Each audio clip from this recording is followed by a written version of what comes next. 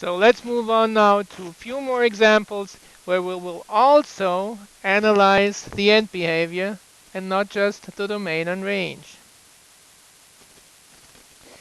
Let's look at the domain of our first example. As this arrow indicates to us, we go further and further to the left, so there is no lowest value. We go to negative infinity, and this arrow tells us we're also going to go to positive infinity. So in set notation, we describe our domain as follows: open braces, x such that, and you've seen this before, x is an element of, or you could also say any element of the real numbers. In interval notation, we write parentheses, never brackets when we have the infinity symbol, right? Negative infinity, comma, positive infinity, close parentheses. Now let's look at the range. The range seems to go down until negative infinity, which is indicated by this arrow and ticked also by this arrow. But there is a highest point, the greatest value, which is right here, and that value seems to be positive 5. So for our range, we will write in set notation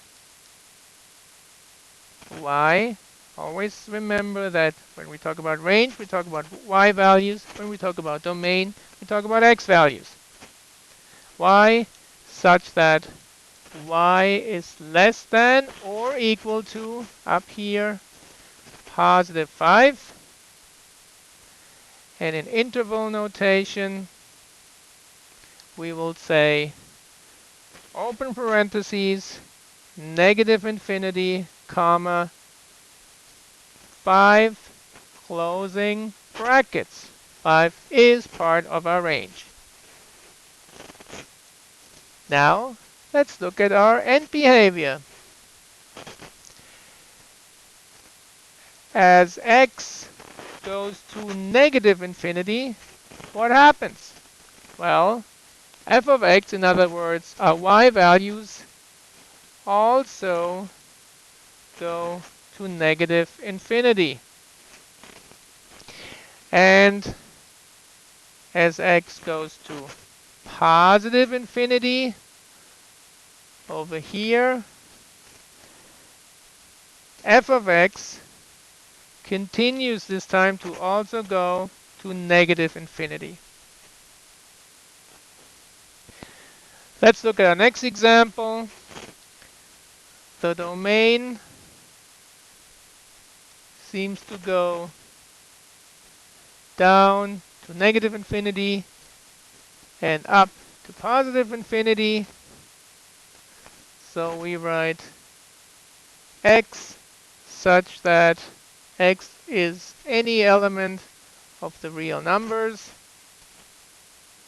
Or in interval notation, we would say open parentheses, negative infinity, comma, positive infinity, close parentheses.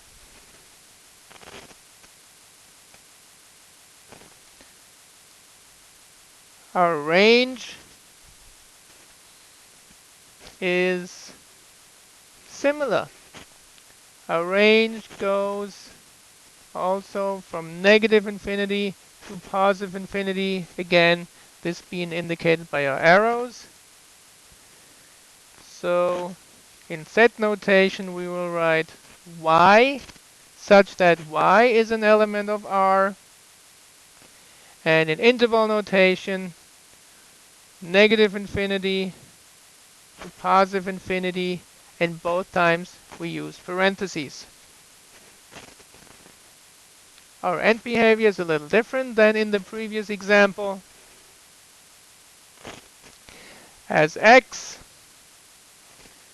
goes to negative infinity, f of x, or you can also say y, also goes to negative infinity.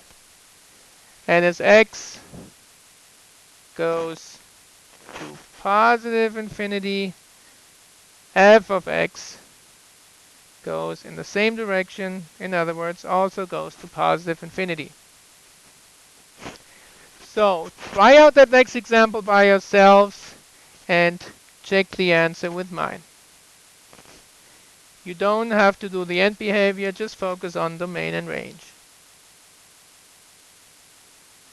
Hopefully your solution looks like mine. And now let's go to our last two examples where we have discontinuous domains and ranges and see how we analyze and describe these.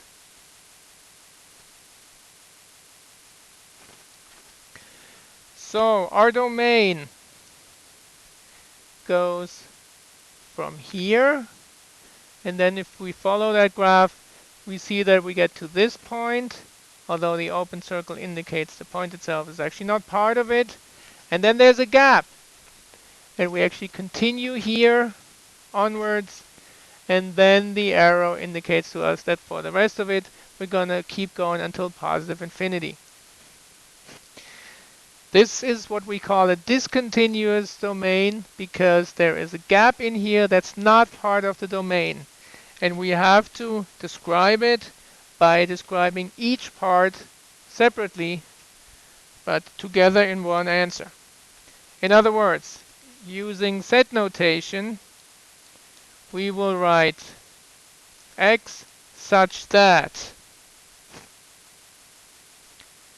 -4 is less than or equal to x, which is less than but not equal to, remember the open circle, +1, or, this is an inclusive or x is greater than or equal to 2. In interval notation, we are also going to describe both parts of the domain by writing open brackets -4, comma 1 closing parentheses. 1 is not part of the domain. And now we use a symbol that you know from geometry. It looks like a U, and it's the symbol that's used in logic for an inclusive OR. And the second part is, as we have been doing it so far, open brackets 2, comma, positive infinity, and parentheses.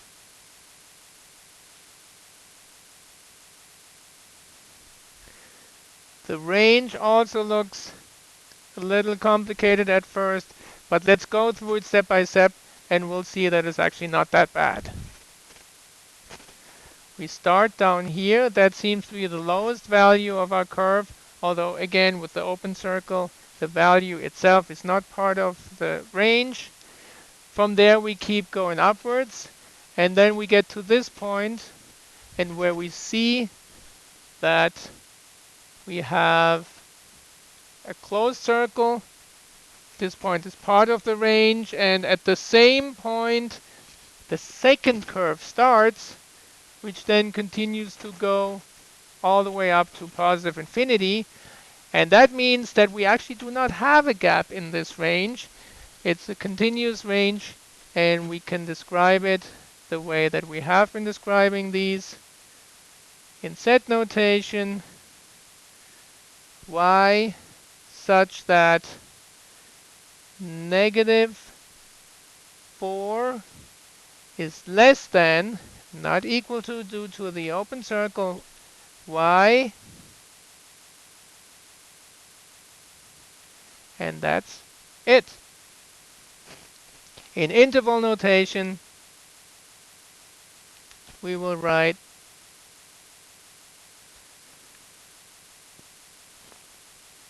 open parentheses -4, comma, infinity, and another set of open parentheses. Go ahead and try that next example by yourselves and watch very carefully for the open and closed circles.